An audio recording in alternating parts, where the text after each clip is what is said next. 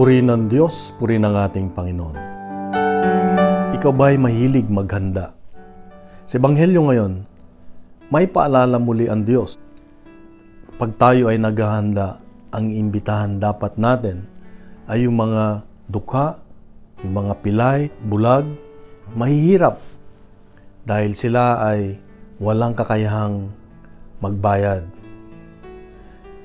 Ang turo ng Diyos sa atin ngayon ay pag tayo ay naghahanda o pag tayo ay nag-iimbita, mas dapat tignan natin ang motibo ng ating pag-iimbita.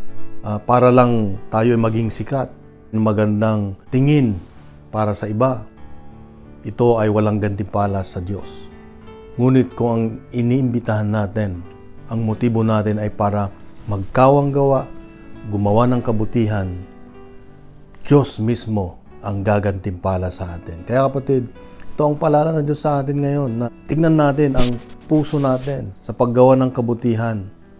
Tayo ba ay bukas palad sa mga taong may pangangailangan, lalo sa mga taong hindi kayang magbayad, hindi kayang magbalik sa mga kabutihang ibinibigay natin. At kung hindi ka umaasa, gagantipalahan ka ng Diyos. Ito ang kanyang hamon. Ito ang kanyang turo sa ating ngayong araw na ito. Kaya kapatid, itong pagnilayan natin, mahal tayo ng Diyos, mahal ka ng Diyos. Bukas muli, meron siyang magandang mensahe. Pagkalat natin itong mabuting balita. Ang Diyos ang mabuting balita. Isang mapagpalang linggo sa iyo at Lunes sa iyo at sa iyong mga mahal sa buhay, kapatid. God bless and God bless.